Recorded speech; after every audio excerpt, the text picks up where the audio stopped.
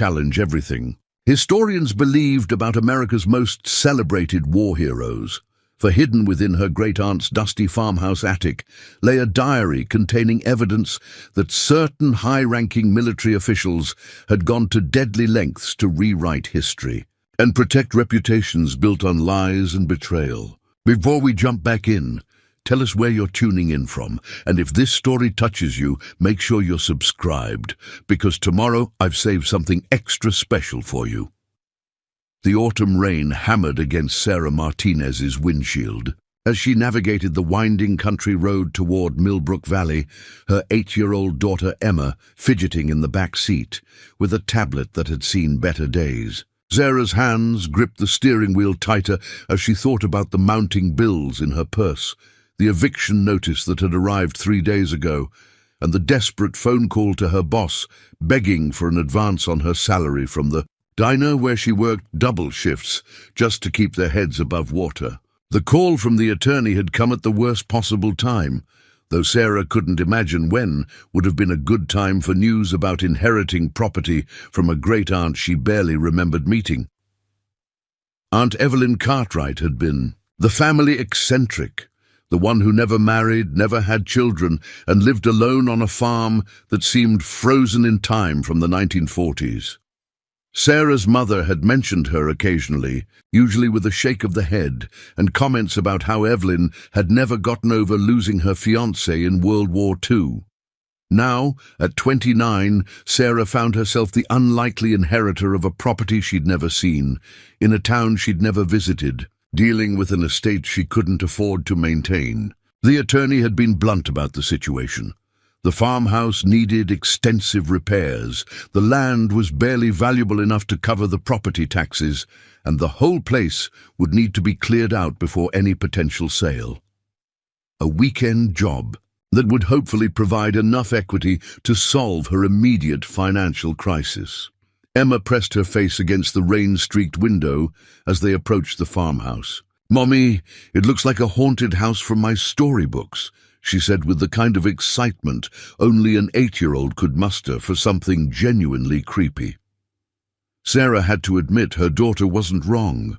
The 2-story farmhouse stood like a monument to neglect, its white paint peeling in long strips, the wraparound porch sagging under the weight of decades and weather.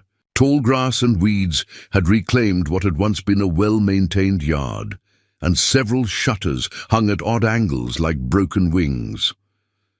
The whole property had an air of abandonment that went beyond simple disuse, as if time itself had forgotten this place existed. They parked near the front porch, and Sarah helped Emma out of their aging Honda Civic, both of them making a dash through the downpour to the shelter of the covered entrance. Sarah fumbled with the brass key the attorney had given her, surprised, when it turned smoothly in the lock, despite the obvious age of the mechanism. The door swung open with a prolonged creak that made Emma giggle nervously. The interior hit them with a wave of musty air, the scent of old paper, lavender sachets, and something indefinably nostalgic that reminded Sarah of her grandmother's house. Surprisingly, the electricity was still connected, and when Sarah flipped the switch near the door, warm light filled the front hallway, revealing a home that seemed to exist in a time capsule from the mid-20th century.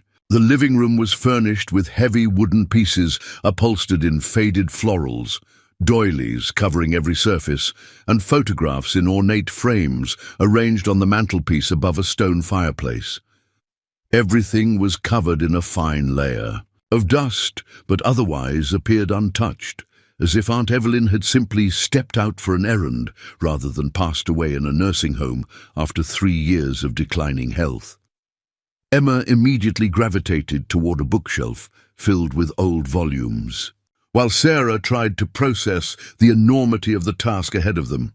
Every surface held some collection of items: china figurines, antique books, letters tied with ribbons, and photographs dating back to what appeared to be the early 1900s.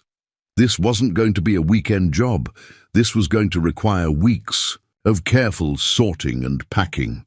As they explored the main floor, Sarah found herself drawn to the photographs scattered throughout the house. Many featured a young woman who bore a striking resemblance to Sarah herself, with dark hair and determined eyes, often pictured with a handsome man in a military uniform.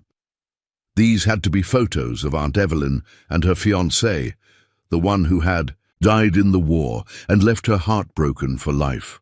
The kitchen was a marvel of 1940s efficiency, with a vintage stove, an icebox that had been converted to electric refrigeration, and cabinets filled with dishes and glassware that hadn't been manufactured in decades. Sarah made a mental note that some of these antiques might actually have value with collectors, possibly enough to make this inheritance worthwhile after all. Upstairs, they discovered 3 bedrooms, each decorated in a different era's style, but all maintaining that same sense of preserved time. The master bedroom contained Aunt Evelyn's personal effects, a vanity table with silver brushes and mirrors, a wardrobe filled with clothing that spanned decades, and a bedside table with reading glasses resting on an open book, as if she'd just set it down. But it was the narrow staircase at the end of the hallway that captured Sarah's attention. A small door marked what appeared to be access to the attic, something the attorney hadn't mentioned during their brief phone conversation. Emma tugged on her mother's shirt, pointing up the stairs with curiosity. "Can we see what's up there, Mommy? Maybe there's treasure like in the pirate movies?" Sarah hesitated, glancing at her watch. They'd planned to spend just a few hours, getting a sense of the property before driving back to their apartment in the city, but Emma's enthusiasm was infectious. And honestly, Sarah was curious too. What did someone keep in an attic for 70 years? Preparing and narrating this story took us a lot of time, so if you are enjoying it, subscribe to our channel. It means a lot to us. Now back to the story. The attic door opened easily, revealing a steep set of wooden stairs that disappeared into darkness above. Sarah found a light switch at the bottom of the stairs, and a bare bulb illuminated what turned out to be a surprisingly spacious attic area with slanted ceilings and multiple dormer windows that would have provided natural light during the day. The space was organized with the same meticulous care evident throughout the rest of the house. Wooden trunks lined one wall, their brass fittings tarnished but intact. Garment bags hung from rafters, protecting what appeared to be vintage clothing. Boxes labeled in careful handwriting indicated contents like Christmas decorations, school papers, and mother's china. But it was a small wooden desk positioned beneath one of the dormer windows that drew Sarah's attention. Unlike everything else in the attic, this area appeared to have been used regularly. The desk surface was clear, except for a leather-bound book, an antique fountain pen, and a small framed photograph of the same military man from the pictures downstairs. Emma had discovered a trunk filled with what appeared to be vintage toys, and was exclaiming over a porcelain doll with real hair and a wardrobe of tiny dresses. Sarah approached the desk slowly, something about its deliberate arrangement suggesting importance beyond mere storage. The leather-bound book proved to be a diary, its pages yellowed, but the ink still clearly legible. The first entry was dated September 15th, 1943, written in the same careful handwriting that had labeled the storage boxes throughout the attic. Sarah opened to a random page and began reading what appeared to be a love letter never sent, written to someone named Lieutenant James Morrison.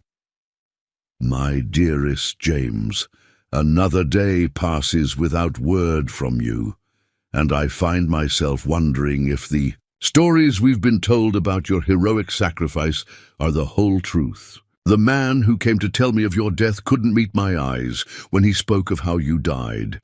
Something in his manner suggested there was more to tell, something he wasn't authorized to share." Sarah felt a chill that had nothing to do with the autumn weather. She flipped to another entry, this one dated several months later. "I've been asking questions about the 82nd Battalion's final mission. the one where James supposedly died saving his fellow soldiers from an enemy ambush. But I've spoken to 3 different families who lost sons in that same unit, and their stories don't match what we were told. Mrs. Henderson says her boy wrote to her just days before he died, claiming there was something wrong with their commanding officers, that orders were being given that put American soldiers in unnecessary danger. Sarah's hands trembled slightly as she turned more pages, finding entries that grew increasingly detailed and disturbing. Aunt Evelyn hadn't just been a heartbroken fiancée grieving her lost love. She had been conducting what appeared to be a systematic investigation into military misconduct during World War II. Entry after entry detailed conversations with other military families, inconsistencies in official reports, and questions about decorations and commendations that seemed to have been awarded to officers who had actually been responsible for unnecessary casualties. Sarah found herself absorbed in what read like a detective story, except this was real, and the implications were staggering. October 1944. Spoke with Colonel Patterson's widow today. She showed me letters her husband had written expressing concerns about General Morrison, yes, James's own father, making tactical decisions that appeared designed to eliminate certain officers and enlisted men who had been asking uncomfortable questions about supply line irregularities. Could it be that James discovered his own father was involved in something criminal? Sarah sat back in the small desk chair, her mind reeling. General Morrison. She'd heard that name before, during high school history classes. He'd been one of the celebrated heroes of the European theatre, credited with several major victories and awarded numerous commendations for his leadership and bravery. If this diary was accurate, it suggested that his reputation had been built on covering up his own crimes. Emma's voice drifted up from where she was playing with the vintage toys. "Mommy, why are there so many pictures of soldiers in all these boxes?" Sarah looked around the attic with new eyes, realizing that what she'd initially taken for random storage was actually an organized archive. Those carefully labeled boxes might contain more than just personal memorabilia. They might contain evidence of whatever Aunt Evelyn had been investigating for decades. She opened the nearest box, labeled Correspondence 1943-1947, and found hundreds of letters, both handwritten and typed, many bearing official military letterheads. Some were addressed to Evelyn Cartwright, others appeared to be copies of letters sent to government officials, military investigators, and newspaper editors. A letter dated December 1945 caught her attention, written on War Department letterhead, and signed by someone with an illegible signature but clear title, Assistant to the Secretary of War. The letter was brief and coldly formal. "Miss Cartwright, your continued inquiries regarding the circumstances of Lieutenant Morrison's death and the actions of the 82nd Battalion have been noted by this office. You are advised that these matters have been thoroughly investigated by appropriate military authorities and found to be without merit. Further correspondence on this subject will be considered harassment of military personnel and may result in legal action." Sarah felt her heart rate increase. This wasn't just the ramblings of a grief-stricken woman. This was evidence of an active cover-up. Someone with real authority had been threatened enough by Aunt Evelyn's questions to send official warnings. She opened another box and found newspaper clippings, dozens of them, all related to military awards ceremonies, promotion announcements, and obituaries of war veterans.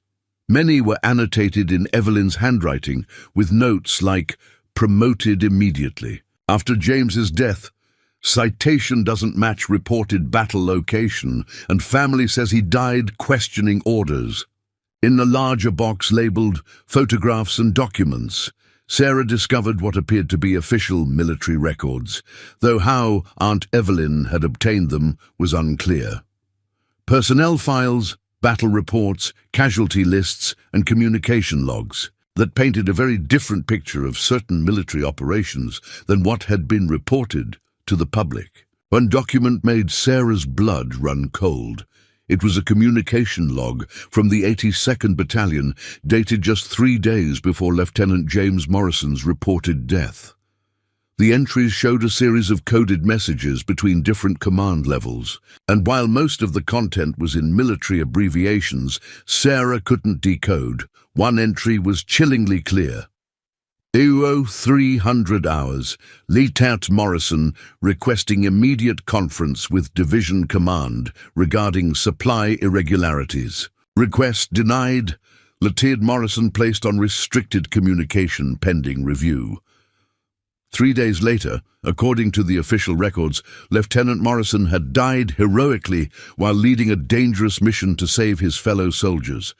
But according to this communication log, he had been under military investigation when he died.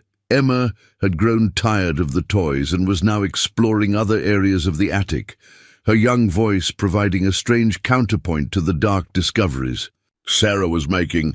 "Mummy, there's a whole bunch of medals and ribbons in this box. They're really pretty."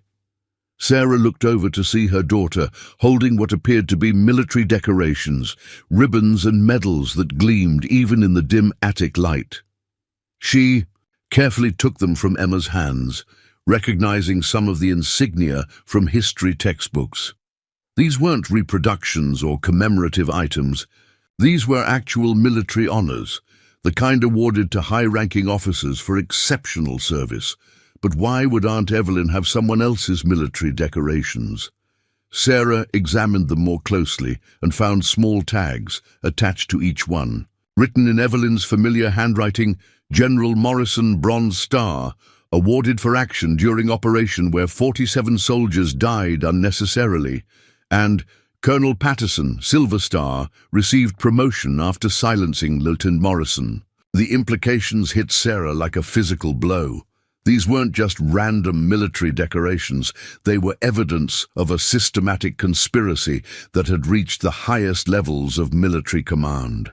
Somehow, over the course of decades, Aunt Evelyn had acquired proof that decorated war heroes had built their reputations on the graves of soldiers they had deliberately put in harm's way. As the afternoon wore on and the rain continued to pound against the attic windows, Sarah found herself completely absorbed in what amounted to a comprehensive investigation into military corruption during World War II.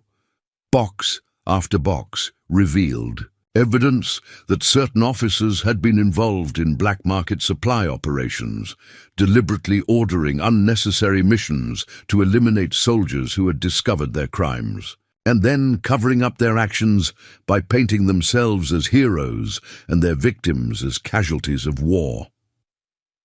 The most damning evidence was contained in a file folder labeled James's Final Report. Inside, Sarah found what appeared to be a carbon copy of a detailed report written by Lieutenant Morrison just days before his death. The report outlined a systematic operation in which supply officers were selling American military equipment to black market dealers, and then reporting the equipment as lost in combat to cover the theft. According to the report, Lieutenant Morrison had discovered that his own commanding officers, including his father, General Morrison, were not only aware of the black market operation, but were actively profiting from it. When Morrison had threatened to report the crimes to higher military authorities, he had been assigned to increasingly dangerous missions until one finally killed him. The report concluded with a chilling statement. "I fear that my discovery of this criminal conspiracy has placed not only my own life in danger, but the lives of any soldier under my command who might be seen as loyal to me personally rather than to the corrupt officers who run this operation. I am submitting this report in the hope that if something happens to me, the truth will eventually come to light." Sarah leaned back in the desk chair, overwhelmed by the magnitude of what she had discovered. This wasn't just family history. This was evidence of war crimes that had been covered up for 70 years. Some of the officers named in these documents had gone on to have distinguished post-war careers, becoming senators, business leaders, and respected elder statesmen whose reputations were built on lies and murder. Emma tugged on her mother's sleeve, bringing Sarah back to the present moment. "Mommy, I'm getting hungry, and it's getting dark outside. Can we go get dinner?" Sarah looked out the dormer window and realized they had been in the attic for hours. The rain had stopped, but twilight was settling over the valley, and they still had a long drive back to the city. But how could she possibly leave this evidence unguarded? How could she walk away from what might be the most important historical discovery in decades? She carefully closed the diary and looked around the attic one more time, realizing that what she had initially seen as a burden had transformed into something else entirely. This wasn't just an inheritance of property and possessions, it was an inheritance of responsibility. Aunt Evelyn had spent her entire adult life gathering evidence of a military conspiracy, waiting for someone who would have the courage to bring the truth to light. As Sarah helped Emma down the steep attic stairs, her mind was already racing with questions. Who could she trust with this information? How could she verify the authenticity of documents that, if genuine, would rewrite military history? And, most importantly, what would happen to her and Emma if the wrong people discovered what they had found? The farmhouse felt different as they gathered their things and prepared to leave. What had seemed like a quaint time capsule now felt like a repository of dangerous secrets. Sarah locked the door behind them, acutely aware that she was now the guardian of evidence that could destroy the reputations of some of America's most celebrated military figures. During the drive back to the city, Emma fell asleep in the back seat, exhausted from their day of exploration. Sarah drove through the darkness, her mind churning over the implications of what they had discovered. She thought about Aunt Evelyn, spending decades alone on that farm, carefully preserving evidence that no one had been willing to hear while she was alive. By the time they reached their small apartment, Sarah had made a decision that would change both their lives forever. She couldn't simply sell the farmhouse and walk away from what Aunt Evelyn had entrusted to her. The truth that had been buried for 70 years deserved to see the light, no matter what the personal cost might be.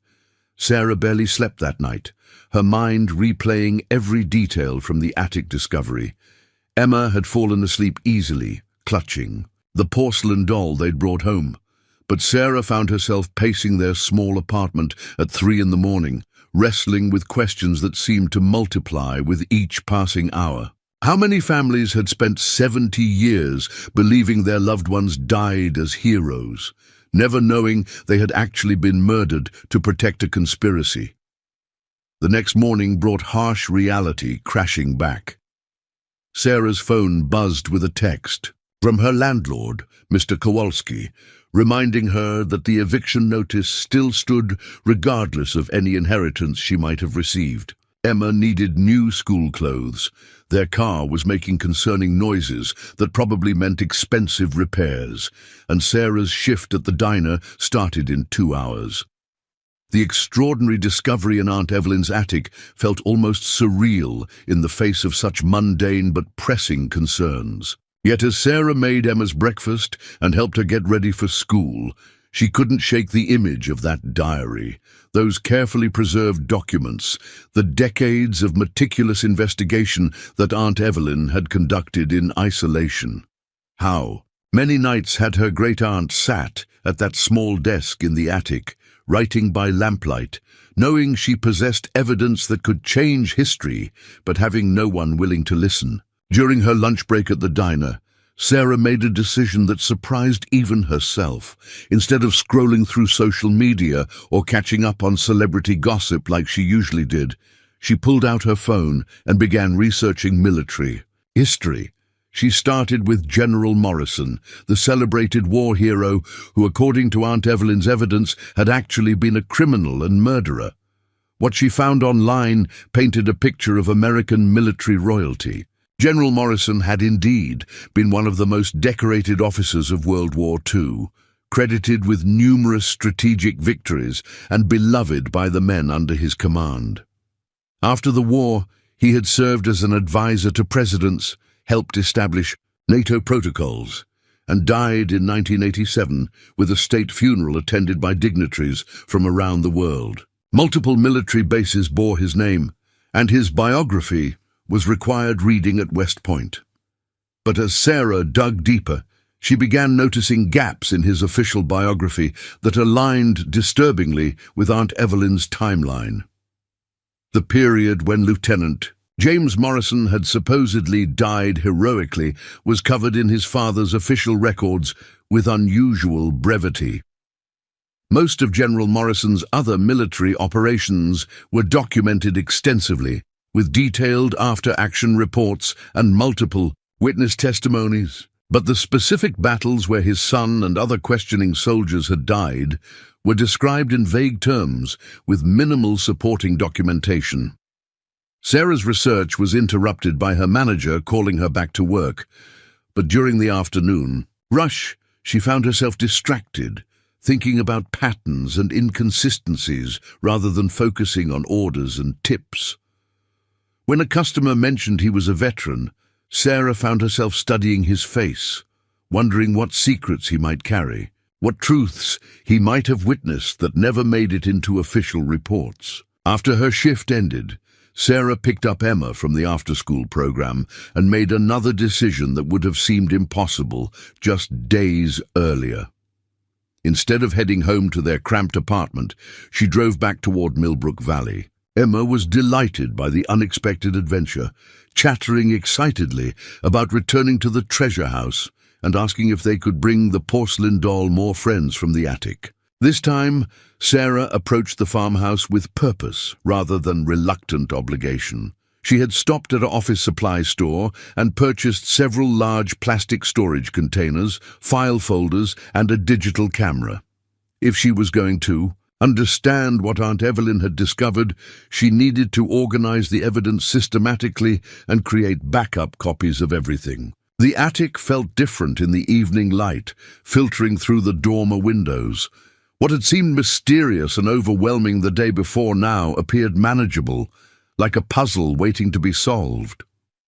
Sarah set Emma up with books and toys in one corner while she began the methodical process of cataloguing Aunt Evelyn's investigation. She started with the diary, reading it chronologically from the beginning and taking careful notes about dates, names, and specific allegations. What emerged was the portrait of a woman transformed by grief into a determined investigator.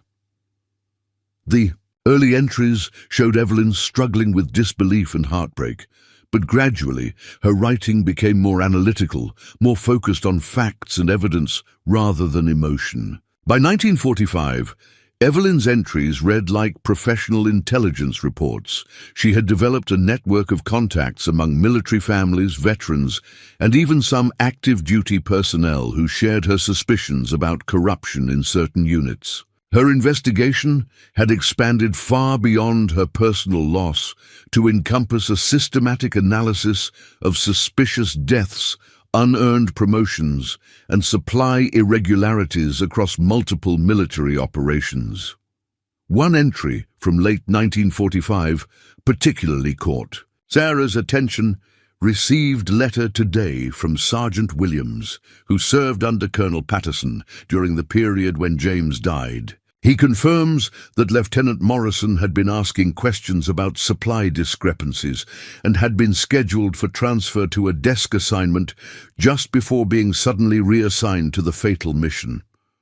Williams believes the transfer was cancelled specifically to put James in harm's way. Sarah photographed each page of the diary with her phone, ensuring she would have digital copies even if something happened to the originals. As she worked, Emma played quietly nearby, occasionally asking questions about the old photographs or showing her mother particularly interesting items she discovered in the various boxes. The correspondence files proved even more revealing than the diary. Aunt Evelyn had been remarkably persistent in her efforts to bring attention to her discoveries. She had written to military investigators, congressional representatives, newspaper editors, and even presidents, always receiving either form letter dismissals or warnings to cease her inquiries.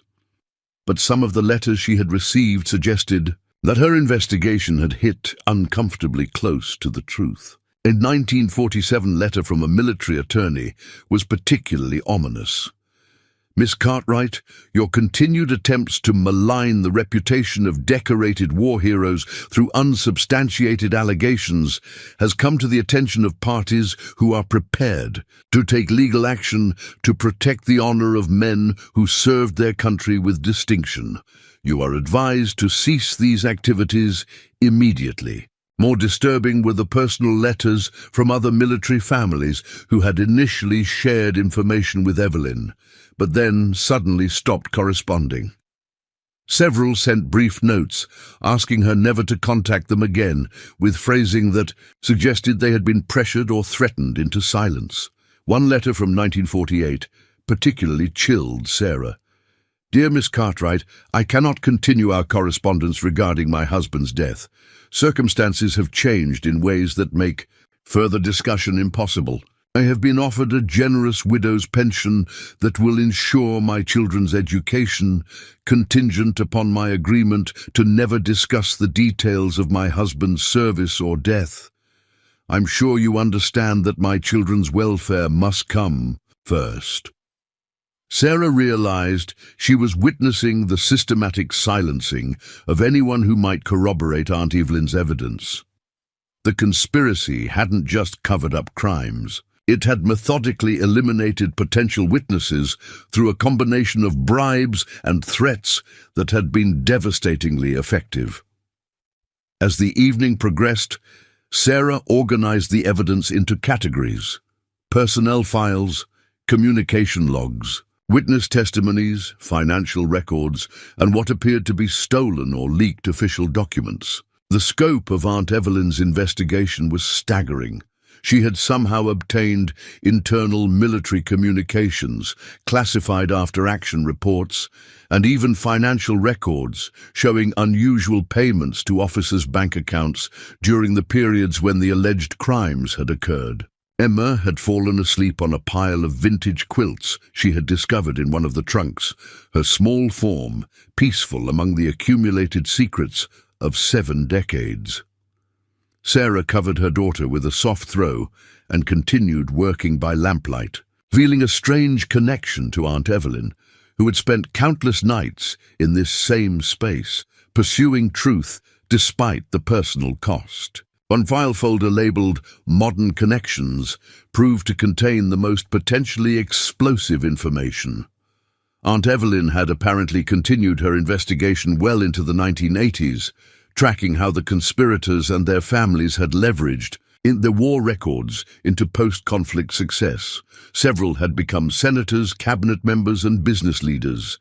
Their children and grandchildren had inherited not just wealth and social position, but also the burden of protecting secrets that could destroy their families' legacies. A family tree diagram showed connections between the original conspirators and current political and business leaders that read like a who's who of American power brokers. If Aunt Evelyn's evidence was accurate, some of the country's most influential families had built their empires on foundations of murder and theft. Sarah found a letter dated just 6 months before Aunt Evelyn's death that suggested she had been planning to finally reveal her discoveries. It was addressed to a producer at a major television network known for investigative journalism. Dear Mr. Hendricks, after 45 years of research, I believe I have assembled conclusive evidence of war crimes and conspiracy that reach to the highest levels of American military and political leadership. I'm prepared to share this evidence publicly, but I need assurances of protection for both myself and the documentation I have preserved.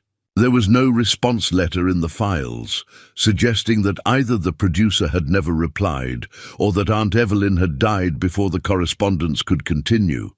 Sarah felt a surge of anger at the thought that Aunt Evelyn might have taken This monumental secret to her grave, defeated by the same forces that had silenced her for decades. But then Sarah realized that Aunt Evelyn hadn't taken the secret to her grave. She had carefully preserved everything, organized it meticulously, and left it for someone else to discover. Someone who might have the courage and resources to finish what she had started. As Sarah continued reading through the files, she discovered that Aunt Evelyn had been remarkably prescient about the challenges of exposing powerful conspiracies. In the letter never sent, dated 1979, she had written, "The evidence I have assembled would be dismissed by authorities as the obsession of a bitter spinster if presented by me alone. The conspirators have had decades to build their defenses, create alternative narratives, and position themselves beyond the reach of conventional justice. Whoever inherits this evidence will need allies, credibility, and most importantly, the ability to present it in a way that cannot be ignored or suppressed." Sarah felt the weight of that responsibility settling on her shoulders. She was a single mother who worked at a diner, struggling to pay rent and keep food on the table. What possible credibility could she have in challenging some of America's most revered military heroes? How could she protect herself and Emma from the kind of intimidation that had silenced an entire generation of potential witnesses? But as she looked at her sleeping daughter, surrounded by evidence of a 70-year-old conspiracy, Sarah felt something stronger than fear beginning to grow inside her. Emma deserved to grow up in a world where truth mattered more than power, where justice was possible even against overwhelming odds. If Sarah didn't have the courage to speak up now, what kind of example would she be setting for her daughter? Around midnight, Sarah made a decision that would change both their lives. She carefully photographed every document in the collection, uploaded the images to secure cloud storage, and began drafting an email to every investigative journalist, military historian, and government accountability organization she could find online. She wouldn't wait for permission or validation. She would start sharing Aunt Evelyn's evidence immediately before anyone could stop her.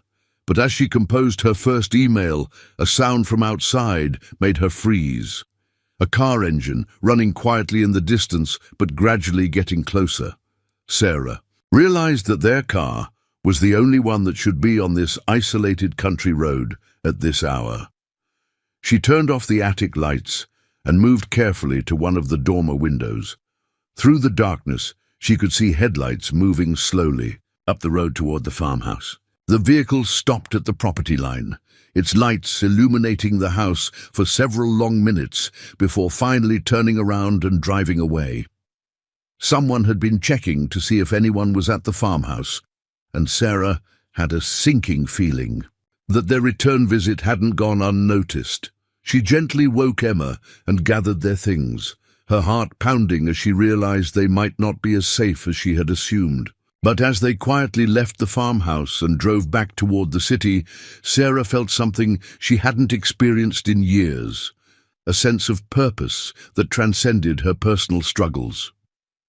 Tomorrow, she would begin the process of bringing Aunt Evelyn's evidence to light. She would find allies, build credibility, and honor the memory of a woman who had spent her entire adult life pursuing justice against impossible odds. The conspiracy that had silenced one generation of truth-tellers was about to face a new kind of opponent, a mother who had nothing left to lose and everything to fight for. For the first time since her divorce, since losing her job at the accounting firm, since struggling to provide for Emma as a single parent, Sarah felt like she was exactly where she was supposed to be, doing exactly what she was meant to do. Aunt Evelyn's inheritance wasn't just property and possessions. It was a mission that would give meaning to every challenge Sarah had faced and every sacrifice she had made. The evidence was overwhelming, the implications staggering, and the opposition would be formidable. But Sarah Martinez was about to prove that sometimes the most unlikely heroes are the ones who simply refuse to stay silent when staying silent would be easier. The next morning brought Sarah's first taste of what she was truly up against.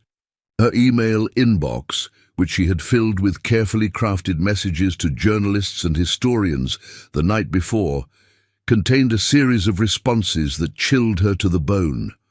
Not rejections or requests for more information, but something far more sinister. Automated replies stating that the recipient's email accounts had been temporarily suspended for security reasons. Every single person she had contacted had mysteriously lost access to their email within hours of receiving her message. The coincidence was impossible to ignore and terrifying to contemplate. Someone with serious technological resources was monitoring communications about military corruption, and they moved fast to shut down any potential investigations. Sarah sat in her car outside Emma's school, staring at her phone screen with growing determination rather than fear. The immediate silencing of her contacts proved that Aunt Evelyn's evidence was not only genuine, but represented a threat serious enough to warrant active suppression. This wasn't paranoia or conspiracy theory. This was proof that powerful forces were still working to protect secrets that should have died with the original conspirators. But Sarah had grown up in the digital age, and she understood something that the people trying to silence her might not have fully grasped. Information wanted to be free, and in the internet era, it was almost impossible to completely suppress truth when someone was determined to share it. She just needed to be smarter about how she approached the problem. Instead of going to work at the diner, Sarah called in sick and drove to the public library, where she could use computers that weren't connected to her personal accounts. She had spent her lunch break the day before researching not just General Morrison's official biography, but also contemporary military historians who specialized in World War II controversies. She was looking for people who had already demonstrated a willingness to challenge accepted narratives about the war. At the library, she created anonymous email accounts and began reaching out to academics whose work suggested they might be receptive to explosive new evidence. But this time, she was more strategic. Instead of sending the full scope of Aunt Evelyn's discoveries, she shared just one document, Lieutenant James Morrison's final report about the black market operation. Dr. Rebecca Chen at Georgetown University responded within an hour. Her email was brief but electrifying. If this document is authentic, it represents potentially the most significant military history discovery in decades. I need to examine the original and verify its provenance. Can you meet me tomorrow? Professor Michael Torres at the University of California had a similar reaction. I've been researching irregular supply operations during the European theater for 15 years. This report fills in gaps that have puzzled historians for generations. We need to talk immediately. Most importantly, Dr. Jennifer Walsh at the National Military Archives responded with information that made Sarah's hands shake as she read, I've seen references to a classified investigation into the 82nd Battalion's final missions, but the files were sealed indefinitely. This report suggests why they never wanted that investigation to become public. I'm willing to help you navigate the authentication process. But you need to understand that some people will go to extreme lengths to keep this information buried. Sarah realized she was no longer alone in this fight. Aunt Evelyn had spent decades in isolation, but Sarah was building a network of allies with the expertise and credibility to make her evidence impossible to dismiss. For the first time since discovering the diary, she felt hope beginning to overshadow fear. Her confidence was shaken when she arrived home to find her landlord, Mr. Kowalski, waiting in the parking lot with an expression that mixed sympathy with obvious discomfort. He approached her car before she could even turn off the engine, and his first words confirmed her worst suspicions. Sarah, I'm sorry, but I've received an offer to buy your lease from a property management company. They're willing to pay me 6 months of your rent in advance if I agree to terminate your tenancy immediately. Sarah felt the familiar sensation of walls closing in, the same feeling she'd experienced during her divorce when her ex-husband's lawyer had systematically destroyed her financial stability through legal maneuvering. But this time was different. This time she understood that the pressure was confirmation she was on the right track. "Mr. Kowalski, you know me. You know Emma. We've been good tenants for 3 years. Why would a property management company suddenly be interested in our specific apartment?" The older man's discomfort was obvious. "They said they're upgrading all the units in this building, but they're only offering buyouts for certain leases. Yours was specifically mentioned." Sarah thanked him and asked for 24 hours to consider her options, but inside she was already calculating her next moves. Someone was using financial pressure to disrupt her life, just as they had done to military families in the 1940s. The tactics had been refined over 7 decades, but the fundamental approach remained the same: isolate the threat and make the cost of resistance higher than the cost of silence. That evening, Sarah made a decision that would have seemed impossible. Just a week earlier, she called her supervisor at the diner and gave 2 weeks' notice, then began researching temporary housing options near Millbrook Valley. If powerful interests wanted to disrupt her established life, she would make herself harder to target by becoming less predictable. Emma took the news with the resilience that never failed to amaze Sarah. When told they would be spending more time at the treasure house and potentially moving to the country, her daughter's primary concern was whether she could bring her new favorite doll and if there were good schools in the area. "Mommy, are we going on an adventure like in the movies?" Emma asked as they packed essential belongings that night. "The biggest adventure of our lives, baby. We're going to help Great Aunt Evelyn finish something very important that she started a long time ago."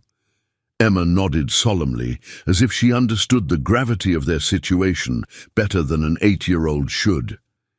"Is it dangerous like in the movies too?" Sarah paused in her packing, looking at her daughter's trusting face. "Some people don't want us to tell the truth about things that happened before you were born. They might try to scare us or make things difficult, but we're going to be very careful and we're going to help each other be brave." The next 3 days passed in a whirlwind of activity that left Sarah simultaneously exhausted and energized. She met with Dr. Chen in Washington, where they spent hours examining photocopies of Aunt Evelyn's documents, while the professor's graduate students ran preliminary authentication tests. The results were encouraging. The paper, ink, and typewriter fonts all appeared consistent with 1940s military correspondence. Professor Torres flew in from California specifically to examine the supply operation records, and his expertise in logistics and military procurement made him an invaluable ally. He was able to identify specific irregularities in the documented transactions that aligned perfectly with known black market operations from the period. But it was Dr. Walsh from the National Military Archives who provided the breakthrough that transformed Sarah's evidence from historical curiosity to potential criminal case. She had spent the week using her security clearance to access classified files related to the 82nd Battalion, and what she found corroborated Aunt Evelyn's evidence in ways that made cover-up impossible to deny. The official investigation into supply irregularities was terminated abruptly in November 1943, Dr. Walsh explained during their meeting at a coffee shop near the National Archives. The termination order came from the highest levels of military command, specifically citing national security concerns. But I found something else in the files. A memo suggesting that evidence had been deliberately destroyed to protect ongoing operations. Sarah leaned forward intently. What kind of evidence? Communication logs, financial records, witness statements, everything that might have exposed the scope of the conspiracy. But here's the thing. Your great-aunt's collection contains copies of some of those supposedly destroyed documents. She somehow obtained evidence that the military thought had been eliminated forever. The implication was staggering. Aunt Evelyn hadn't just stumbled onto evidence of military corruption. She had preserved proof of a systematic cover-up that reached the highest levels of government. Her decades of isolation hadn't been the product of grief-induced delusion. They had been necessary protection for evidence that certain people would kill to suppress. Dr. Walsh continued, her voice dropping to barely above a whisper. I've been doing this work for 20 years, and I've never seen anything like this. If we can authenticate these documents and present them properly, we're talking about the biggest military scandal in American history. But Sarah, you need to understand that some of the families implicated still have enormous influence. They won't just try to discredit you, they'll try to destroy you. That afternoon, Sarah returned to the farmhouse with a team of experts and enough equipment to properly document everything in Aunt Evelyn's collection. Dr. Chen brought professional photography equipment and archival supplies. Professor Torres arrived with military logistics specialists, and Dr. Walsh came with a portable scanner capable of creating museum-quality digital reproductions. Emma spent the day exploring the main house with Dr. Chen's graduate student, who had volunteered to serve as babysitter in exchange for the chance to witness what she called the most significant historical discovery of our generation. For Emma, it was simply another day at the treasure house, but for the adults it was the beginning of a process that would reshape understanding of World War II. Working systematically through Aunt Evelyn's collection, the team uncovered evidence that exceeded even Sarah's expectations. The black market operation had been just one aspect of a larger conspiracy involving falsified battle reports, deliberately engineered military disasters designed to eliminate troublesome personnel, and a post-war cover-up that had protected the conspirators for decades. Most damning were the financial records showing how stolen military supplies had been converted into personal wealth that funded the conspirators' post-war political and business careers. Several prominent American political dynasties could trace their origins to fortunes built on equipment meant for American soldiers fighting for their lives in Europe. But as the team worked, Sarah noticed something troubling.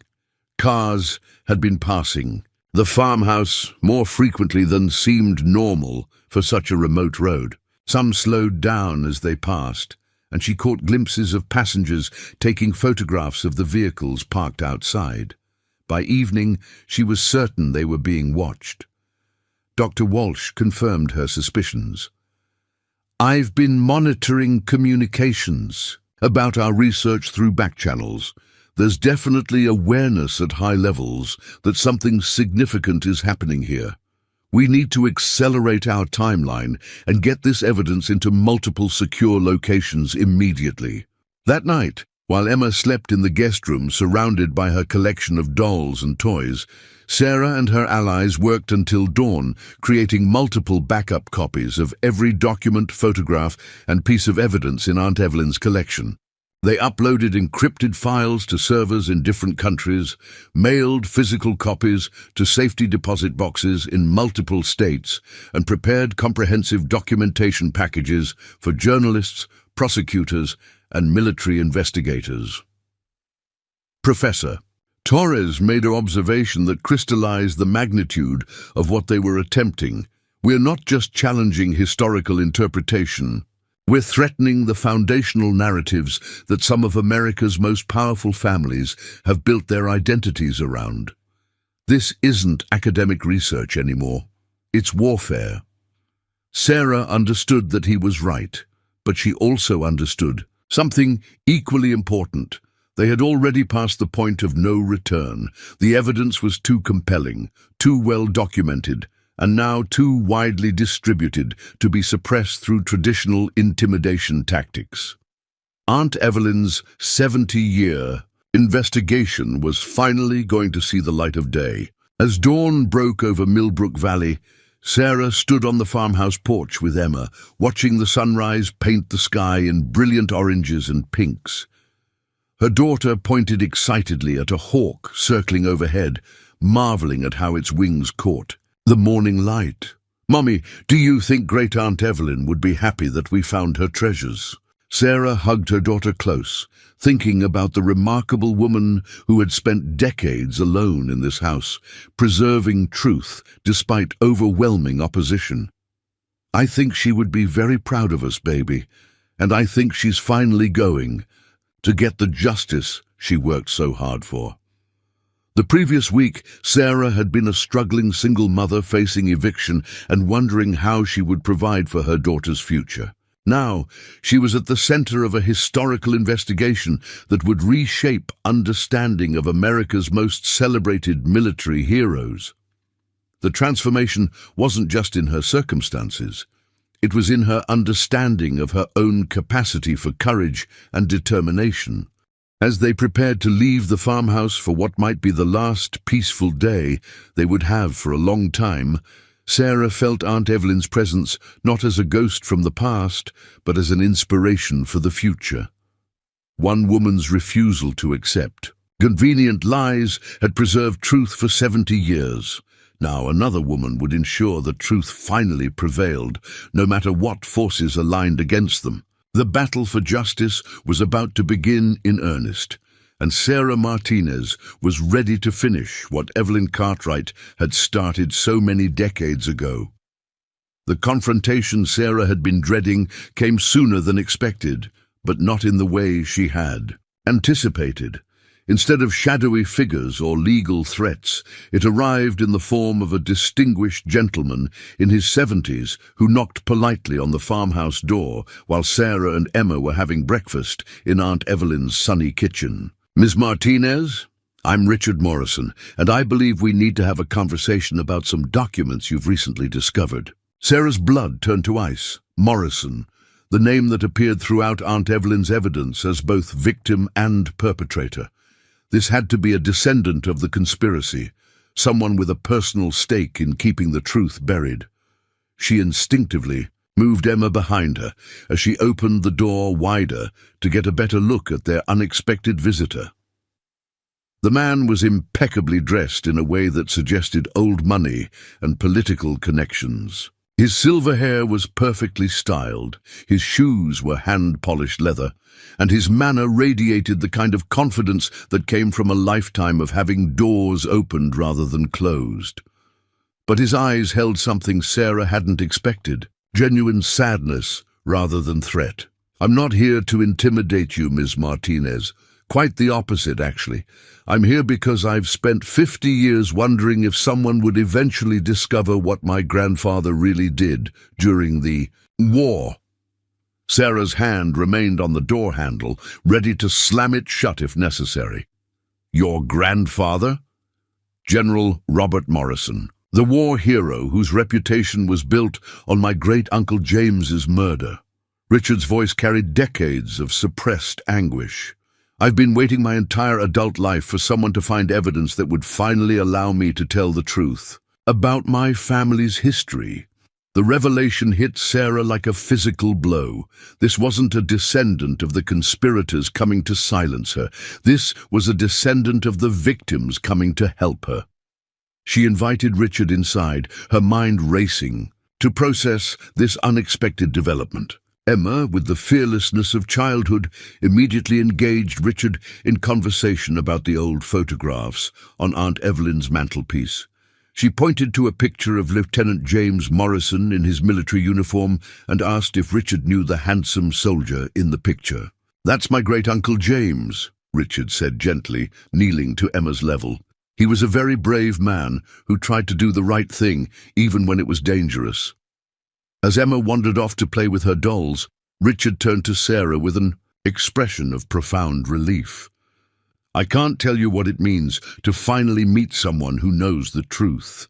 I've carried this burden my entire life, knowing my family's fortune and reputation were built on blood money and lies."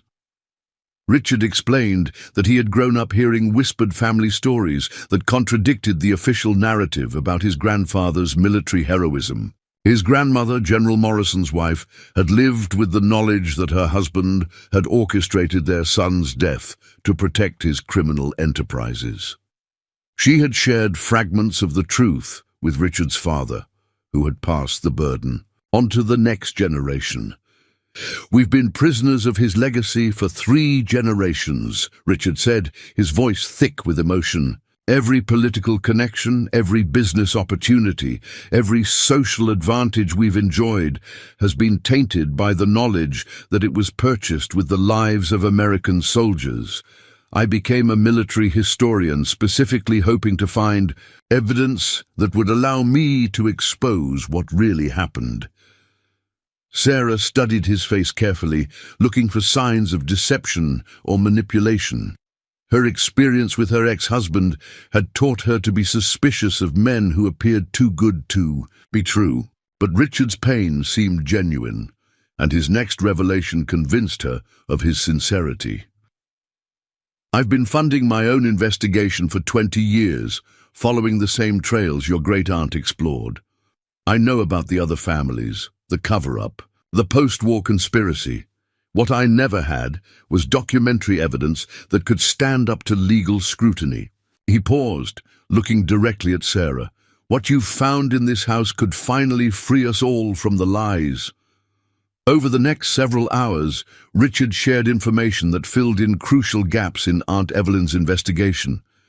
As a Morrison family member, he had access to private family documents, financial records, and personal correspondence that corroborated every aspect of the conspiracy. More importantly, he had connections within the military establishment who had been waiting decades for someone with credible evidence to come forward. There's a group of military historians, prosecutors, and even some current Pentagon officials who have suspected the truth for years, Richard explained, but they needed proof that couldn't be dismissed as speculation or vendetta. What your great-aunt preserved, combined with what I can provide from the family archives, creates an unassailable case. The alliance that formed that morning transformed everything about Sarah's situation. Richard's credibility as a military historian and Morrison family member made it impossible for their enemies to dismiss the evidence as the delusions of a grieving woman or the attention-seeking behavior of a struggling single mother. His connections provided access to legal and media resources that Sarah could never have reached on her own. But most importantly, Richard brought something Sarah hadn't expected to find: proof that choosing courage over comfort could inspire others to do the same. His decision to expose his own family's crimes demonstrated that integrity was more powerful than inherited privilege, that truth was more valuable than reputation. Dr. Chen, Professor Torres, and Dr. Walsh arrived that afternoon to find their small team had grown into something resembling a war council. Richard had contacted allies across the country, and the farmhouse kitchen became command central for what was rapidly developing into a coordinated campaign to expose 70 years of military corruption. The breakthrough came when Dr. Walsh received a phone call from a contact at the Department of Justice. Someone with significant authority had been monitoring their research and was prepared to provide official protection for their investigation. Within hours, federal marshals arrived at the farmhouse, not to arrest anyone, but to ensure their safety while they completed their documentation. "This is bigger than any of us realized," explained Deputy Marshal Patricia Hawkins as she briefed the team on security protocols. "We've been tracking suspicious activity related to your research, and there are indications that some people are prepared to go to extreme lengths to prevent this information from becoming public. The federal protection allowed them to work with unprecedented speed and thoroughness," Richard provided access to Morrison family financial records that showed exactly how stolen military supplies had been converted into the investments that funded generations of political influence. Dr. Chen's authentication tests confirmed that every document in Aunt Evelyn's collection was genuine. Professor Torres mapped the scope of the black market operation across multiple theaters of war. Most dramatically, Dr. Walsh used her security clearance to declassify related documents that had been sealed for decades. The Pentagon, faced with irrefutable evidence of historical crimes, chose cooperation over continued cover-up. Military officials who had spent careers wondering about inconsistencies in World War II records finally had permission to share what they had suspected for decades. Emma adapted to the chaos with remarkable resilience, treating the arrival of federal marshals and university professors as an extension of her adventure at the treasure house.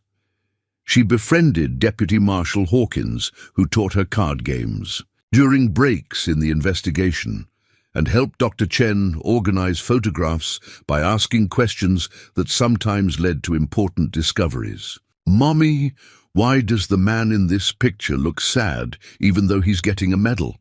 Emma asked during one of their evening sessions, pointing to a photograph of General Morrison receiving a commendation shortly after his son's death. Sarah looked at the image with new eyes, seeing what her daughter's innocent observation had revealed, guilt and grief barely concealed behind a facade of military pride.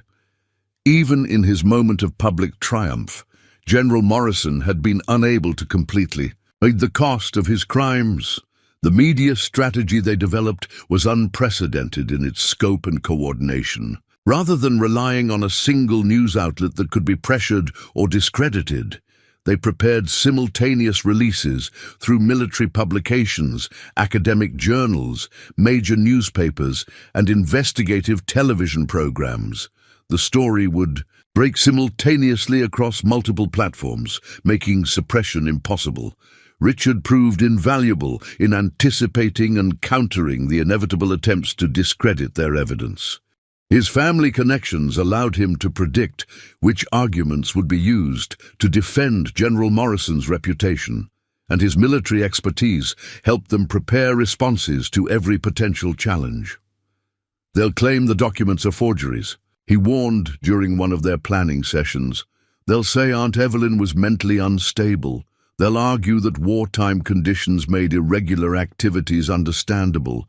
They'll question your motives, Sarah, suggesting you're seeking attention or financial gain. But they were prepared for every attack. Authentication tests from multiple independent laboratories confirmed the document's authenticity. Medical records proved that Aunt Evelyn had been of sound mind throughout her investigation. Military experts verified that the described activities constituted clear violations of military law, regardless of wartime circumstances. And Sarah's financial situation made it obvious that profit was not her motivation. The personal cost of their investigation became clear when Richard received a phone call from his elderly mother, who had been contacted by family friends, suggesting he was making a terrible mistake that would destroy the Morrison legacy forever. Similar pressure was applied to Dr. Chen's university department and Professor Torres's research funding. Someone with significant influence was working systematically to isolate and discredit their team, but the pressure only strengthened their resolve.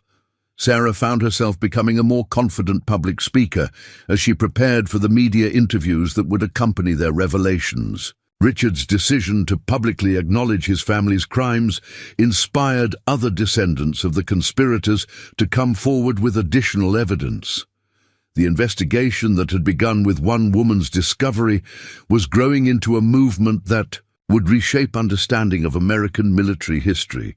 Emma played a crucial role in maintaining morale during the most stressful periods of their work. Her excitement about their important mission reminded the adults that they were fighting for future generations who deserved to inherit truth rather than comfortable lies.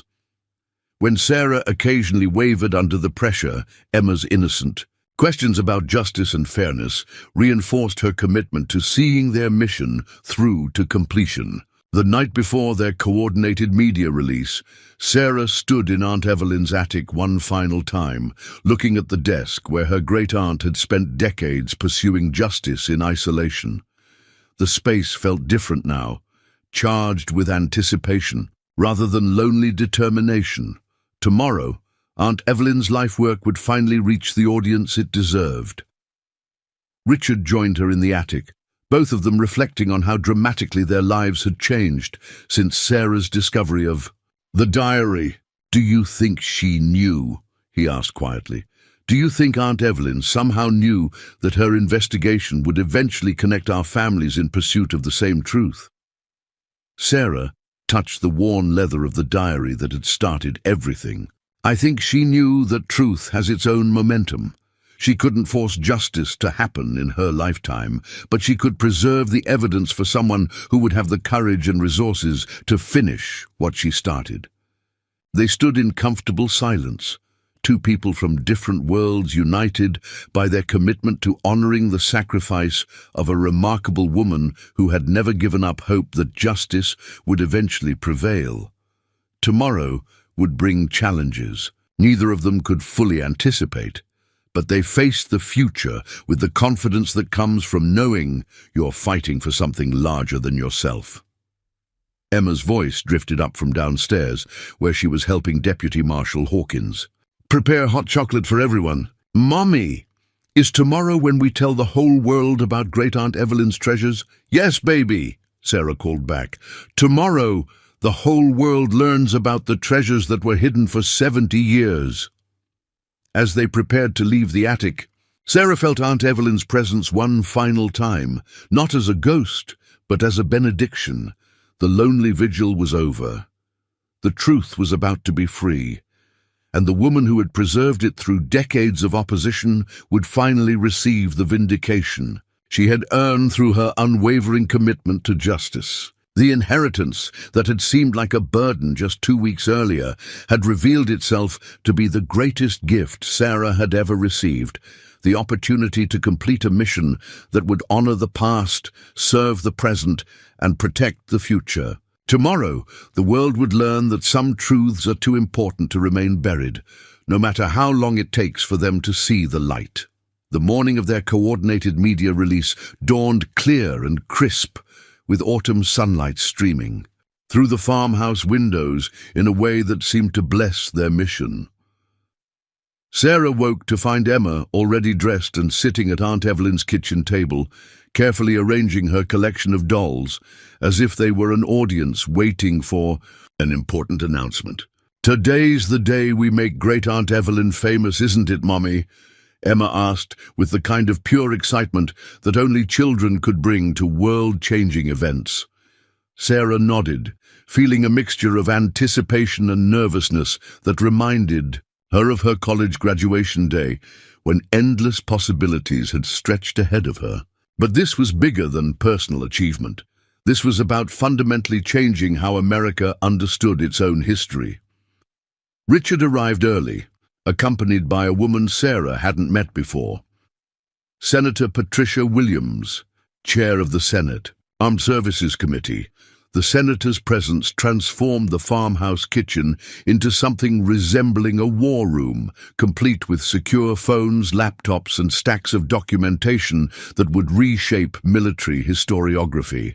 "Ms. Martinez," Senator Williams said, extending her hand with a firm grip that conveyed both respect and determination. "What you've uncovered here represents one of the most significant intelligence discoveries in decades. Congress has been waiting 70 years for evidence this comprehensive."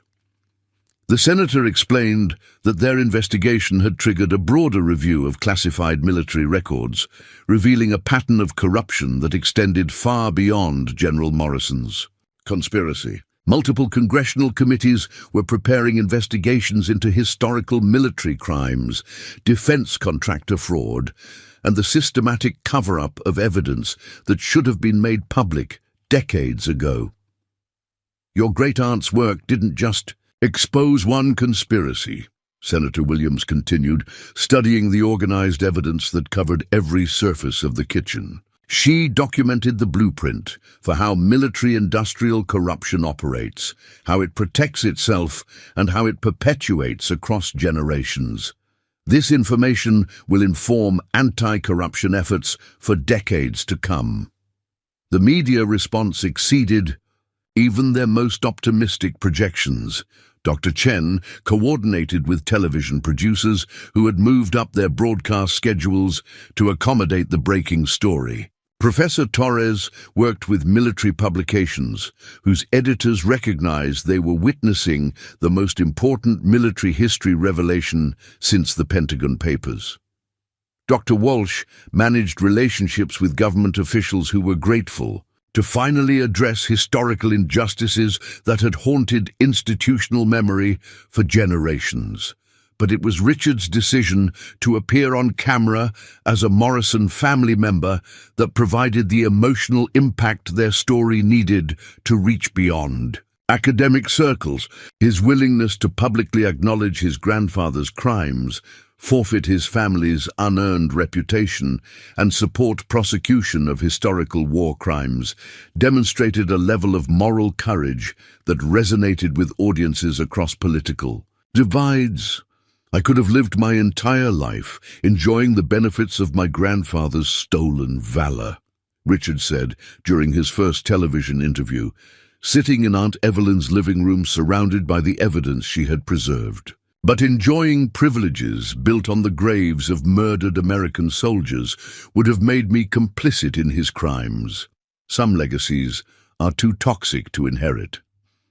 The reaction was immediate and overwhelming. Military families whose relatives had died under suspicious circumstances during World War II began contacting news organizations with their own stories. Veterans who had witnessed irregular activities but been silenced by military authorities found their voices after decades of enforced silence. Historians who had suspected cover-ups but lacked evidence suddenly had a framework for understanding anomalies that had puzzled them for years. Emma became an unexpected media sensation when a photographer captured her playing with vintage dolls while surrounded by federal marshals and university professors. The image, which appeared on front pages across the country, perfectly captured the generational aspect of their story. A child representing the future, surrounded by adults working to correct the mistakes of the past. Sarah found herself transformed, from struggling single mother to reluctant public figure, as interview requests poured in from around the world. International media organizations recognized that the story had global implications, revealing how military corruption operated during America's most celebrated conflict and raising questions about similar cover-ups in other countries. The backlash came swiftly and predictably, but it arrived with less force than their team had anticipated. Several prominent political figures who traced their family fortunes to the Morrison conspiracy issued statements defending their ancestors' reputations, but their arguments sounded hollow when presented alongside Aunt Evelyn's meticulously documented evidence. More significantly, the attempt to discredit their findings backfired spectacularly when it became clear that some of the most vociferous defenders had been aware of their families' criminal histories for decades. Their desperate attempts to suppress the truth only confirmed its accuracy and highlighted the ongoing conspiracy to protect war criminals. Dr. Chen received death threats from anonymous sources, but they only strengthened academic support for her work. Universities across the country issued statements defending historical research and condemning attempts to intimidate scholars. The threats also triggered FBI investigations into ongoing criminal conspiracies to obstruct justice and intimidate federal witnesses. Professor Torres discovered that his research funding was being threatened by defense contractors with historical connections to the original conspiracy. But Congress immediately launched investigations into improper influence over academic research. The attempt to silence him exposed a contemporary network of corruption that validated everything Aunt Evelyn had suspected about the persistence of military-industrial crime. Sarah's personal story resonated particularly strongly with single mothers who saw her transformation from struggling parent to national figure as proof that ordinary people could accomplish extraordinary things when they refused to accept injustice. Her speaking engagements began drawing audiences who came not just to learn about military history, but to be inspired by her example of courage under pressure. Emma thrived in their new circumstances, adapting to life in the national spotlight. With remarkable poise, she became a favorite of journalists who discovered that her innocent questions often led to profound insights about justice, family responsibility, and the importance of telling difficult truths. Why did it take so long for grown-ups to tell the truth about the bad soldiers? Emma asked during one televised interview, a question that prompted a national conversation about institutional failures and the courage required to challenge powerful interests. The legal ramifications of their discoveries extended far beyond historical justice. The evidence Aunt Evelyn had preserved triggered investigations into contemporary military contractors whose founding families had profited from the original conspiracy. Several major defense companies faced congressional investigations, federal audits, and civil lawsuits from veterans organizations. More importantly, Congress passed legislation requiring declassification of historical military records that had been sealed to protect criminals rather than national security. The Evelyn Cartwright Transparency Act established new protocols for historical accountability and created legal protections for researchers investigating military misconduct. Richard's decision to donate his inherited wealth to veterans organizations created a powerful example of how individuals could take responsibility for their family's historical crimes. His announcement that he was establishing the Lieutenant James Morrison Foundation for Military Ethics inspired other descendants of the conspirators to acknowledge their families' crimes and make amends through charitable giving and support. For veterans' causes, the international impact of their story proved even more significant than its domestic effects. Military historians in Allied countries began re-examining their own World War II records, discovering similar patterns of corruption and cover-up. The documentation techniques Aunt Evelyn had developed became templates for investigating historical military crimes worldwide. Sarah found herself invited to speak at international conferences on military accountability, historical justice, and the protection of whistleblowers. Her transformation from small-town diner waitress to global advocate for military transparency inspired audiences around the world and demonstrated that moral courage could emerge from the most unlikely circumstances. Emma's education became a collaborative effort involving the team of experts who had helped expose the conspiracy. Dr. Chen taught her about historical research methods. Professor Torres explained military logistics and ethics. Dr. Walsh showed her how government archives preserve truth for future generations. And Richard shared lessons about taking responsibility for family history. Emma's getting the kind of education most children never receive, Deputy Marshal Hawkins observed. During one of their security briefings, she's learning firsthand that individuals can change history when they have the courage to act on their convictions. The farmhouse itself became a pilgrimage site for military families, historians, and advocates for government transparency. Sarah established it as a museum and research center, preserving Aunt Evelyn's attic office exactly as they had found it, while creating educational exhibits about military accountability and the importance of protecting whistleblowers. 1 year after their first discovery in the attic, Sarah stood before a joint session of Congress to deliver testimony about the ongoing need for military transparency and historical accountability. Emma sat in the gallery, wearing a dress that had belonged to one of Aunt Evelyn's dolls, watching her mother address the most powerful political figures in the country.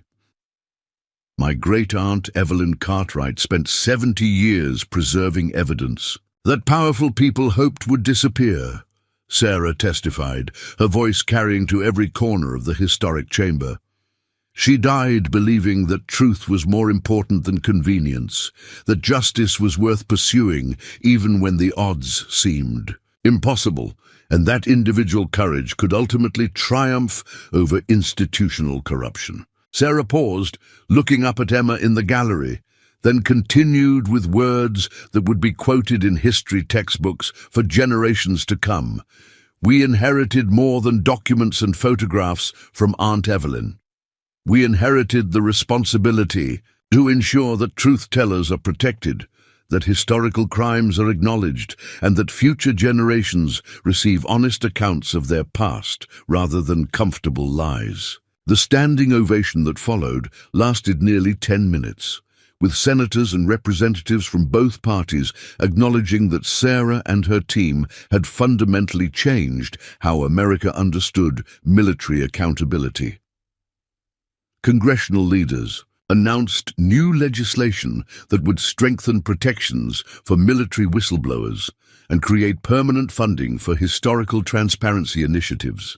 Emma joined her mother at the podium for the conclusion of her testimony, representing the generation that would inherit the more honest and accountable military establishment their work had helped create. When asked by a reporter what she had learned from their extraordinary journey, Emma's response captured the essence of their mission with startling clarity. "I learned that telling the truth is hard work, but it's the most important work there is. Great-Aunt Evelyn taught us that one person who never gives up can change everything, even if it takes a really long time." As they left the Capitol building that day, Sarah reflected on the remarkable transformation that had begun with a reluctant signature on inheritance papers.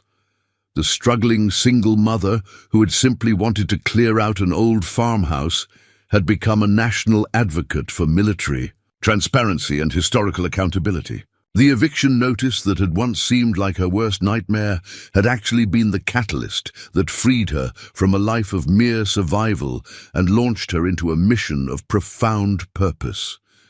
Emma's future, which had once seemed limited by financial constraints and social barriers, now stretched ahead filled with possibilities that neither of them could have imagined. Aunt Evelyn's lonely vigil in that farmhouse attic had finally ended, but her legacy would continue through the institutions, laws, and cultural changes their investigation had inspired. The diary that had seemed like simply a family relic had proven to be a blueprint for how individual conscience could ultimately triumph over institutional corruption. That evening, as they returned to the farmhouse that had become their permanent home, Sarah tucked Emma into bed in the same guest room where their adventure had begun. Outside the window, the autumn moon illuminated the valley where Aunt Evelyn had spent decades preserving truth for a future she would never see but had never stopped believing in. "Mommy," Emma whispered as Sarah turned off the light, "do you think there are other treasure houses with important secrets waiting to be found?"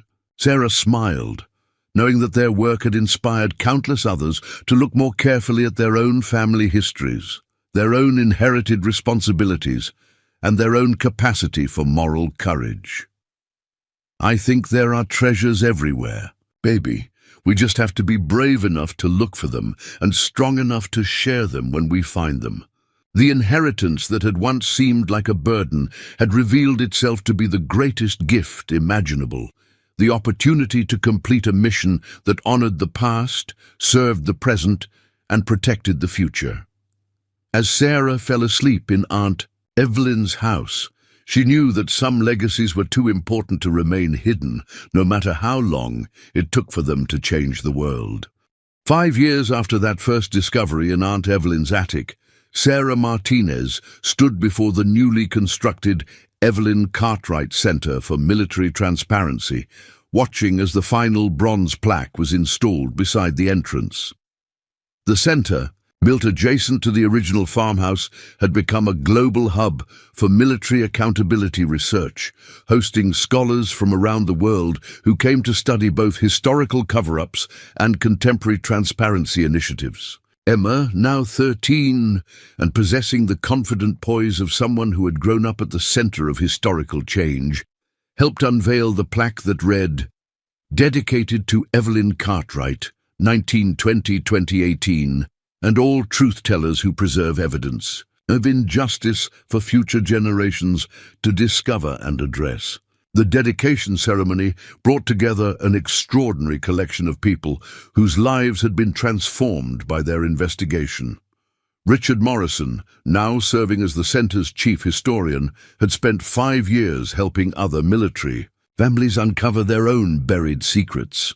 Dr. Chen had established a new academic field studying institutional cover-ups across cultures and time periods. Professor Torres had written the definitive textbook on military ethics used at service academies worldwide. But perhaps the most remarkable transformation belonged to Senator Williams, who had leveraged the Morrison revelations into comprehensive military justice reform. The legislation she had championed, known internationally as the Cartwright Protocols, had been adopted by allied nations as the new standard for military transparency and accountability. Today, we celebrate not just the completion of this remarkable facility, Senator Williams addressed the gathered crowd, but the proof that individual conscience, when supported by institutional courage, can literally change the world. The audience included military families from dozens of countries who had used Aunt Evelyn's documentation methods to uncover their own suppressed histories. Veterans who had spent decades carrying the burden of witnessed atrocities finally had official forums for sharing their testimonies. Historians who had been denied access to classified records now worked with newly transparent military archives. Sarah's journey from struggling single mother to internationally recognized advocate had inspired a global movement of ordinary people investigating extraordinary injustices. The Cartwright Foundation, established with donations from around the world, provided legal protection and financial support for individuals who discovered evidence of institutional corruption in their family histories. Emma had become something of a legend among the children of military families, many of whom sent her letters describing their own discoveries of hidden family documents or suspicious family stories. She maintained correspondence with dozens of young people whose parents were following the example Sarah had set by choosing truth over comfort. "The thing I've learned from all these letters," Emma said during her remarks at the dedication ceremony, "is that every family has secrets, but not every family has the courage to face them. My mom taught me that facing hard truths makes you stronger, even when it's scary." The ripple effects of their investigation continued to expand in ways that none of them had anticipated. Military contractors whose founding families had profited from wartime corruption faced ongoing congressional oversight and were required to fund transparency initiatives as part of their government contracts. Defense budgets now included mandatory allocations for historical accountability research. More significantly, the cultural impact of their story had fundamentally changed how American society discussed military service and sacrifice. The simplistic narrative of heroic soldiers and virtuous leaders had given way to more nuanced understanding that honored genuine sacrifice while acknowledging institutional failures that had betrayed the very people they claimed to serve. Sarah's speaking engagements had evolved from historical presentations to workshops on moral courage and institutional accountability. She traveled extensively, teaching others how to research family histories, document evidence of institutional misconduct, and protect themselves while pursuing dangerous truths. One of her most powerful presentations took place at the Pentagon itself, where she addressed senior military leadership about the importance of creating cultures that protected rather than punished truth-tellers. The same institution that had once covered up General Morrison's crimes now showcased Sarah's work as an example of how civilian accountability could strengthen rather than undermine military effectiveness. Aunt Evelyn's investigation didn't weaken American military institutions, Sarah told the assembled generals and admirals. It strengthened them by demonstrating that accountability and transparency are essential for maintaining public trust and institutional integrity.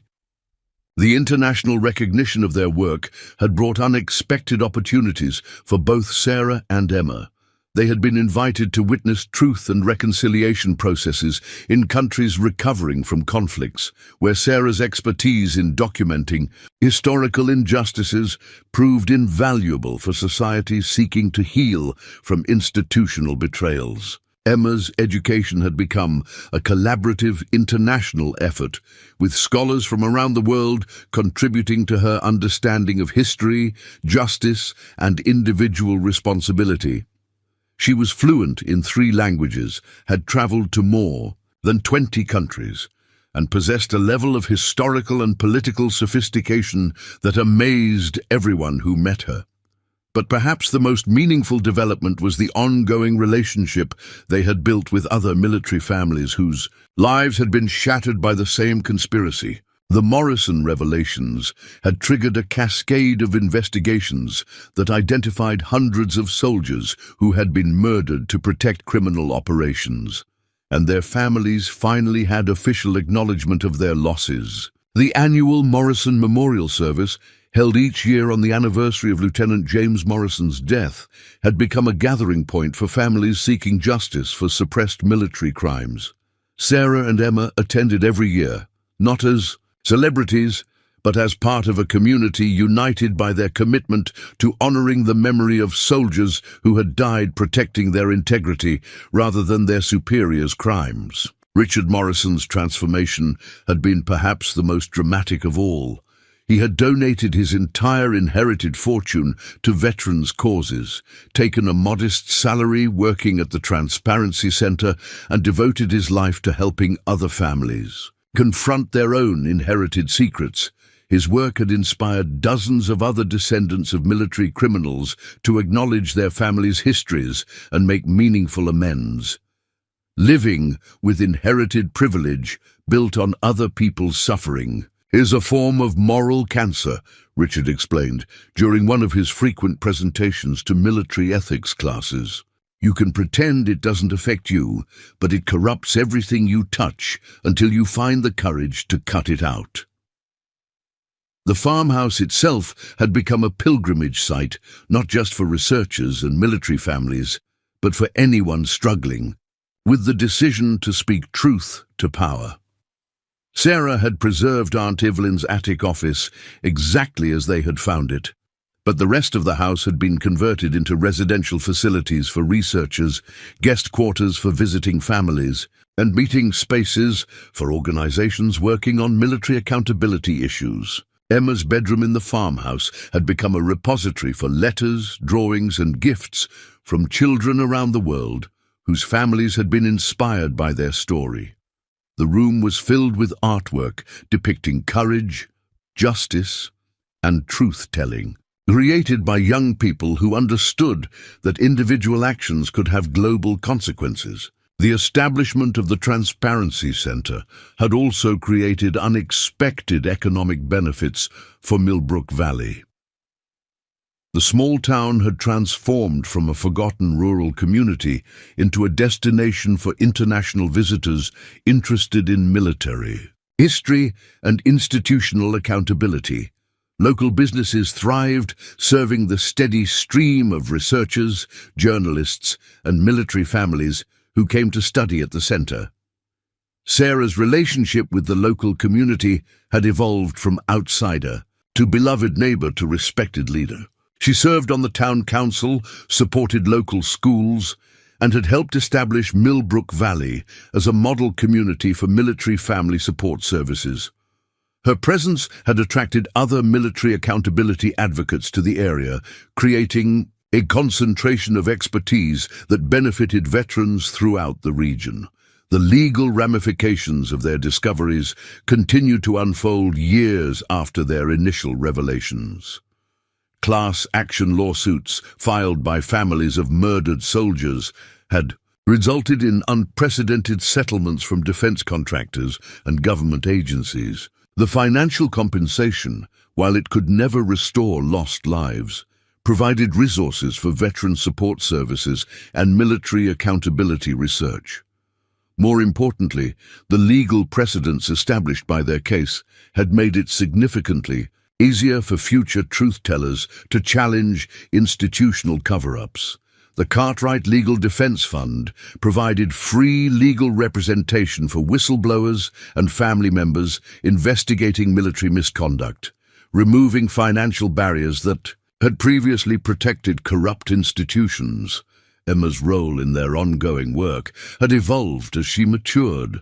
She now served as a youth coordinator for the Transparency Center, helping other children whose families were investigating military secrets. Her natural empathy and sophisticated understanding of complex moral issues made her an effective counselor for young people struggling with family revelations. The hardest part isn't discovering that your family has secrets, Emma explained during a youth workshop she led for teenagers from military families. The hardest part is deciding whether you're going to be the person who keeps the secrets or the person who helps heal the damage they caused. Sarah's personal life had also been transformed by their mission. She had married Dr. Marcus Webb, a military psychologist who specialized in helping veterans process moral injury and institutional betrayal. Their relationship had grown from professional collaboration on veteran support services to deep personal partnership based on shared commitment to military accountability. Marcus brought his own expertise in trauma recovery to their work, helping military families process the psychological impact of discovering that their loved ones had been murdered or that their own families had profited from military crimes. His presence had strengthened both the Transparency Center's services and Sarah's personal resilience. The couple's work had become a model for how civilian and military communities could collaborate to address historical injustices while building stronger institutions for the future. Their marriage itself had become a symbol of hope for military families, demonstrating that truth-telling and accountability could strengthen rather than destroy military communities. Emma had gained not just a stepfather, but a mentor who helped her understand the psychological complexities of their work. Marcus taught her about moral injury, institutional betrayal, and the healing power of truth-telling, preparing her for the leadership role she seemed destined to assume in the military accountability movement. The 10th anniversary of their discovery was marked by the opening of the Cartwright Digital Archive, a comprehensive online repository of military accountability research that had become the premier resource for scholars worldwide. The archive included not just Aunt Evelyn's original documents, but thousands of additional pieces of evidence contributed by families and researchers from around the globe. Sarah's keynote address at the anniversary celebration reflected on the remarkable journey that had begun with a reluctant inheritance and evolved into a global movement for military transparency. She spoke to an audience that included military leaders, government officials, academic researchers, and ordinary families who had found the courage to investigate their own difficult histories. Aunt Evelyn taught us that truth has its own power, Sarah concluded her address, standing at the podium where her great-aunt's portrait looked down on the assembled crowd. She showed us that one person with unwavering commitment to justice can preserve evidence that will eventually transform the world. But most importantly, she demonstrated that the courage to pursue truth, even when it seems hopeless, is never wasted. As the celebration continued into the evening, Sarah and Emma walked through the farmhouse one final time, reflecting on how dramatically their lives had changed since that first discovery in the attic. The house that had once seemed like a burden had become the foundation for a mission that had touched lives around the world. Emma, now taller than her mother and possessing the confident bearing of someone who had grown up changing the world, paused at the foot of the attic stairs. "Do you think Aunt Evelyn knew what would happen when she preserved all that evidence?" Sarah considered the question, thinking about the remarkable woman who had spent decades alone in pursuit of truth, never knowing if anyone would ever discover her work. "I think she knew that truth always finds a way to the surface, even if it takes longer than we expect. She trusted that someone would eventually have the courage to finish what she started." They climbed the attic stairs one more time, standing in the preserved office where Aunt Evelyn had spent countless nights documenting evidence of injustice. The space felt peaceful now, filled with the satisfaction of a mission completed and a legacy secured. As they prepared to leave the attic, Emma asked one final question that captured the essence of their remarkable journey. "Mum, what do you think we'll discover next?" Sarah smiled, knowing that their work was far from over. Around the world, other families were finding their own hidden evidence of institutional injustice. Other individuals were discovering their capacity for moral courage. Other truth-tellers were preserving evidence for future generations to discover and act upon. The inheritance that had begun with a diary in a dusty attic had become a global movement that would continue long after Sarah and Emma were gone. Aunt Evelyn's legacy lived on, not just in the institutions they had created, but in the countless individuals who had been inspired to choose truth over comfort, justice over convenience, and courage over silence. As they turned off the lights and left the attic for the final time that evening, Sarah felt Aunt Evelyn's presence one last time, not as a ghost from the past, but as an eternal inspiration for the future. The lonely vigil had ended, but the mission it had created would continue forever, carried forward by new generations of truth-tellers who understood that some secrets are too important to keep buried. Up next, you've got two more standout stories right on your screen. If this one hit the mark, you won't want to pass these up. Just click and check them out. And don't forget to subscribe and turn on the notification bell so you don't miss any upload from us.